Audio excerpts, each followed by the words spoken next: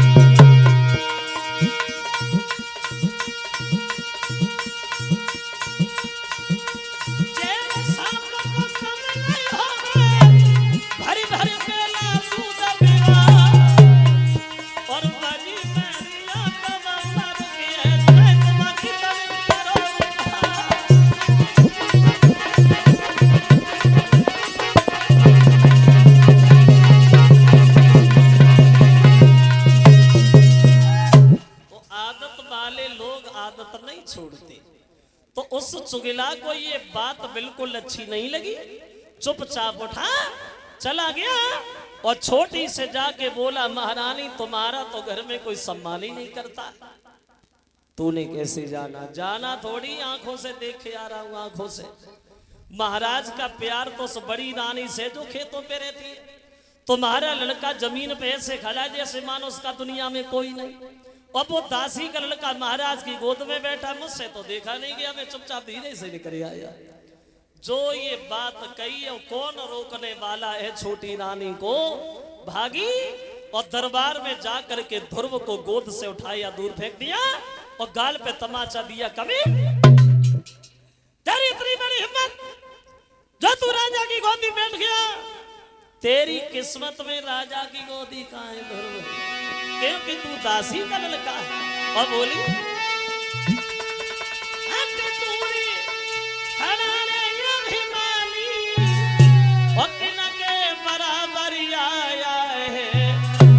अपने पति से बोली, अब अकल तुम्हारी और कट गई है, गोदी में गधा चलाया।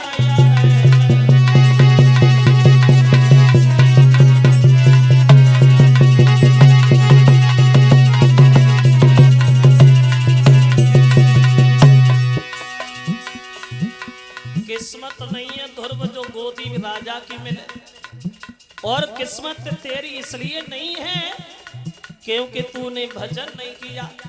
अगर भजन करता तो दासी का नहीं मेरा लड़का बनता तो गोदी मिलती। और बोली,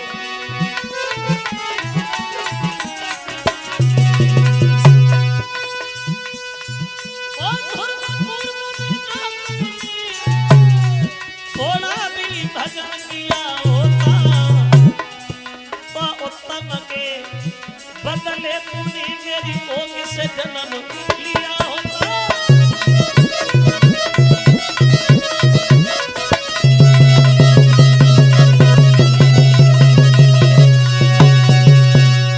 किस्मत नहीं है जो गोदी राजा की मिले, और किस्मत इसलिए नहीं है क्योंकि तूने भजन नहीं किया।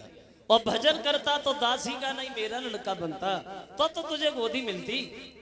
ध्रुव रोने लगे, मौसी धोखा से चला आया, अब नहीं आऊंगा। छोटी बोली, इधर दोबारा देख लिया तेरी दोनों आंखें निकालूंगी।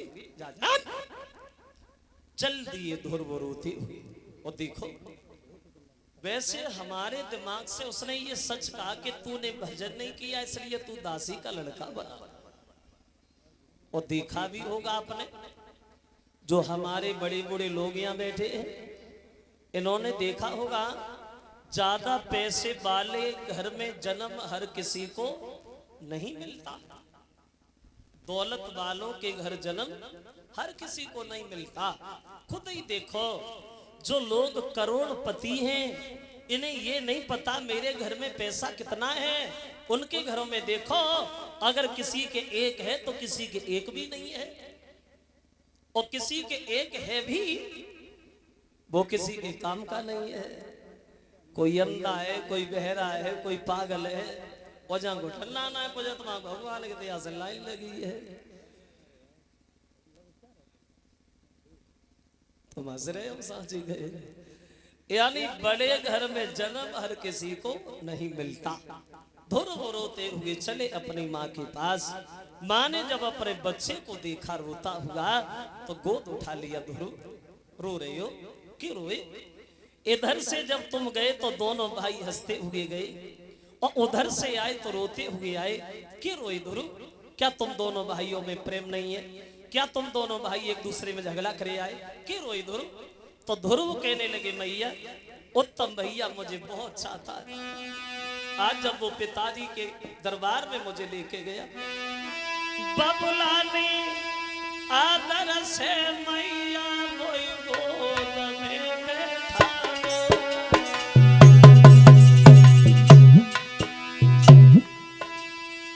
मौसी ने पकड़ी माई रे धकेला मैया मारो।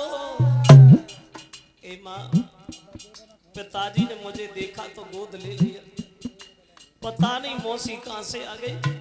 बहुत मारा भैया, बहुत मारा।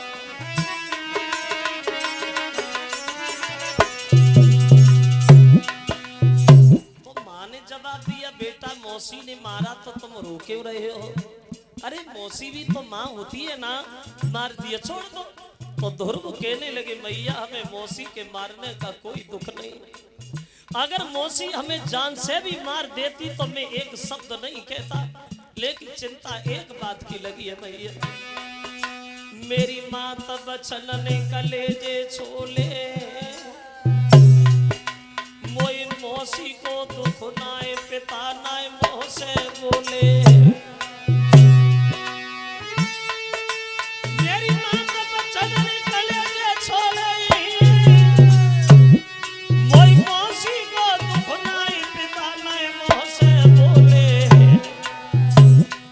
सोई सुन बेटा की बात मात के आंसू बह आए, सोई सुन बेटा की बात मात के आंसू बह आए।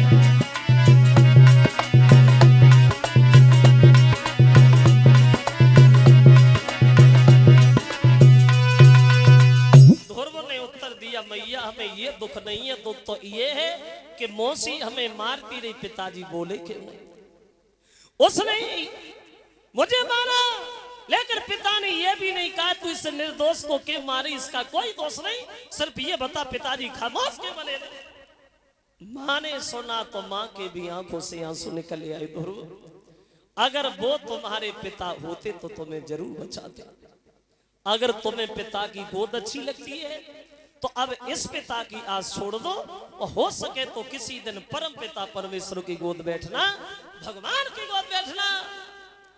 क्या शिक्षा दी सुमा ने? अगर तुम्हें गोद में बैठना है तो भगवान की गोद बैठना।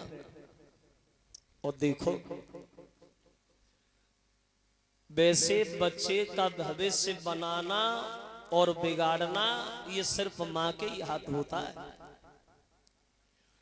बच्चे का भविष्य बनाना बिगाड़ना माँ के ही हाथ है। अगर माँ चाहे तो अपने बच्चे को सिंहासन पे बैठा दे, और माँ चाहे तो उस बच्चे को गधे पे बैठने के लायक भी न छोड़े। पहले की माताएं जब गर्भवती हुआ करती थी तो घर में गीता पढ़ती थी, रामायण पढ़ती थी, बढ़िया बढ़िया भजन गाती थी, हवन करती थी, तब घर में सपूत पैदा होती थी। सपूत मतलब थी पहले भूतकाल में, अब नहीं है। अब जमाना बदल गया। अब एक कवि ये कहता है आज की स्त्रियों को अब तो जमाने में अंतर आ गया। फूवर नारे न आए न धोए, बात बात आंसू ढरकावे। और गर्भ रहे खाए पड़ुआ माटी, पंड रोग बच्चन हो जावे। ऐसी ऐसी औरतें देखी गई हैं जब गर्भवती होती है तो धरी धर मट्टी खाई जाती। अगर रोटी कर रही है तो चूल्हे की मट्टी बकेले। तो वो माँ अपने बच्चे का क्या भविष्य बनाएगी जिसे रोटी खाने की भी बुद्धि नहीं है। अब तो जमाना बदल गया। एक विद्वान ये बता रहा है आज की स्त्रियों को कोई ज्यादा शौक नहीं है, एक शौक बचा है। कौन सा? रह गया शौक इनको केवल अपनी कोठरी सजाने का। अपने शरीर को सजाने के अलावा कोई दूसरा शौक नहीं रहा। घर में देखो तो 6-6 दिन से झाड़ू ना लगो, कोई चिंता ना। बर्तन में आ रहा हो तो 5 दिन आके सब्जी से लिसे पड़े, कोई मतलब ना। दूध की हड़िया में देखो तो कुत्ता कबड्डी खेल रहा है, कोई लेना देना नहीं। बाल बच्चन की मुंह की तरफ देखो तो जिम्माल पत्ते मोमबत्ती की फैक्ट्री सी चल रही है, कोई मतलब नहीं। और अम्मा माँ ने आ रहा तो जिम्माल पत्ते श्रीदेवी यही शूटिंग करने चली है। अंतर आ गया, फर्क आ गया। रह गया शौक इनको केवल अपनी कोठरी सजाने का, वो श्रृंगार चित्र के बनाने का, वो फिल्मी गाना गाने का। बस इसके अलावा कोई शौक नहीं है। तो वो माँ अपने बच्चे को यही शिक्षा देती है अगर तुम्हें गोद में बैठना है तो भगवान की गोद बैठना। तो वो नन्हा सा बच्चा अपनी माँ से पूछ बैठा, मैया जब तूने हमें इतना बता दिया तो इतना और बताए दे कि भगवान मिलेंगे कहाँ, भगवान का घर कहाँ है। ध्रुव पूछ रहे तो मैया पूछी तो अब बताई दे मोई पिता का पाऊं, वो किस ठोर बसे भगवान के जावे। कहाँ मिलेंगे भगवान? तो माँ बोली सुन बेटा ना मान कोई ना ज्ञान का समझाने।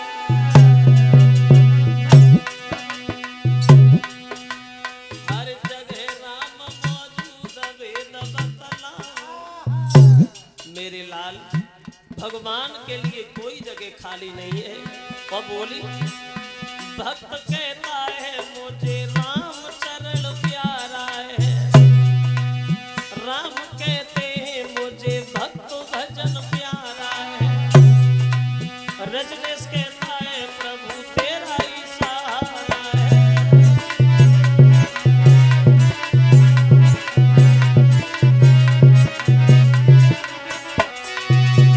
क्यों? मालिक तेरे हाथ बड़े ही, दाता तेरे हाथ बड़े, हम सब तेरे खड़े, हम सब तेरे।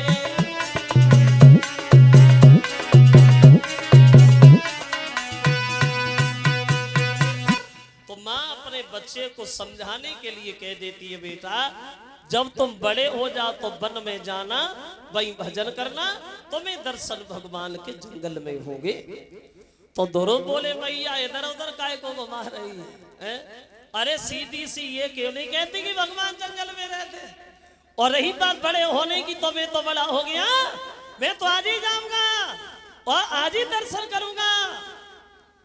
अगर जिंदा बना रहा तो दोबारा मिलूंगा, और मर गया तो तुम ये सोच लेना कि तुम्हारे कुछ हुआ ही नहीं मैया, मैं जा रहा हूं। नन्हे नन्हे हाथों से ध्रुव ने अपनी माँ के पैर छुए और ये ध्रुव चले बचपन में भगवान को ढूंढने। भागते गए पहुंच गए जंगल में। अकस्मात देवर्षि नारद रास्ता घेर के खड़े हुए। कौन हो? पागलों की तरह भागते जा रहे हो? तुम्हें ये ज्ञान नहीं है बड़ा भयानक जंगल है, जीवधारी भयानक, कोई शेर तुम्हें उठा ले जाएगा, कोई सब तुम्हें डस लेगा। आगे नहीं बढ़ो, अरे पीछे ना जाओ।